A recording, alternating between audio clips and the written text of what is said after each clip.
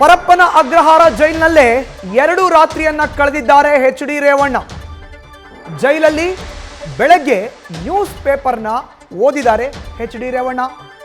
H D. Revanna ಹಿಂದೆ ಅಮೃತ್ ಪಾಲ್ ಇದ್ದಂತ ಸೆಲ್ನಲ್ಲೇ ಈಗ ಇದ್ದಾರೆ.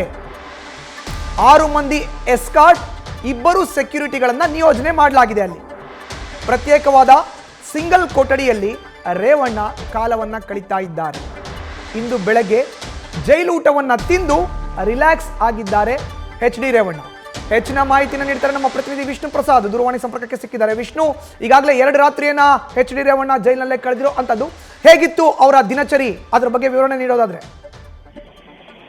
ಮಧುಸೂದನ್, ಮೊದಲನೇ ದಿನ ಅದರಲ್ಲೂ ಪ್ರಮುಖವಾಗಿ ನಿನ್ನೆ ಅವರಿಗೆ ಜಾಮೀನು ಅರ್ಜಿ ವಿಚಾರಣೆ ಇದ್ದಂತಹ ಸಂದರ್ಭದಲ್ಲಿ ಮಾರ್ನಿಂಗ್ ಇಂದಲೂ ಕೂಡ ಒಂದಷ್ಟು ಖಿನ್ನತೆ ತರ ಅವರು ಡಿಪ್ರೆಷನ್ ಹೋಗಿದ್ರು ಅನ್ನೋ ಮಾಹಿತಿ ಲಭ್ಯ ಆಗ್ತಾ ಬರ್ತಿದ್ದು. ಅದಾದ ಬಳಿಕ ಯಾವಾಗ ಜಾಮೀನು ಅರ್ಜಿ ಮುಂದೂಡಿಕೆ ಆಯಿತು ಅವಾಗ ಮತ್ತಷ್ಟು ಬೇಜಾರಾಗಿದ್ರು ಅನ್ನೋ ಮಾಹಿತಿ ಲಭ್ಯ ಆಗ್ತಿರುವಂತದ್ದು. ಇದಾದ ಬಳಿಕ ಇವತ್ತು ಬೆಳಗ್ಗೆ ಅದರಿಂದ ಹೊರ ಬಂದಿರುವಂತಹ ರೇವಣ್ಣ ಅವರು ತುಂಬಾ ರಿಲ್ಯಾಕ್ಸ್ ಆಗಿದ್ದಾರೆ ಅನ್ನೋ ಮಾಹಿತಿ ಲಭ್ಯ ಆಗ್ತಿದೆ.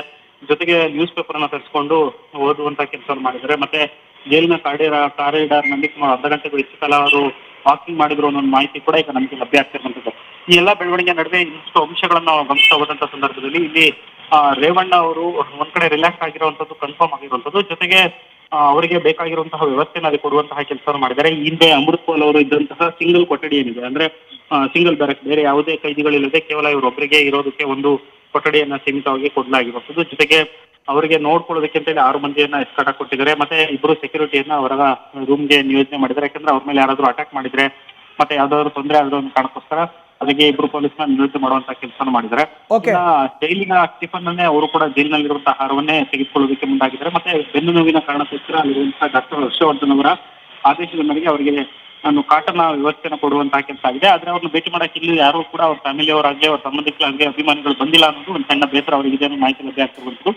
ಆದ್ರೆ ಬೆಳಗ್ಗೆ 9 ವೈದ್ಯರು ನಿನ್ನೆನೂ ಕೂಡ ಬಂದಿದ್ರು, ಇವತ್ತು ಕೂಡ ಬಂದು ಭೇಟಿ ಮಾಡಿದ್ದಾರೆ. ಮಧುಸೂದನ್, ಧನ್ಯವಾದ ವಿಷ್ಣು ಪ್ರಸಾದ್ ನಿಮ್ಮ ಮಾಹಿತಿಗೆ. ನ್ಯೂಸ್ ಫಸ್ಟ್, ನಿರ್ಭೀತಿಯಿಂದ ನಿಮ್ಮ ಪರವಾಗಿ.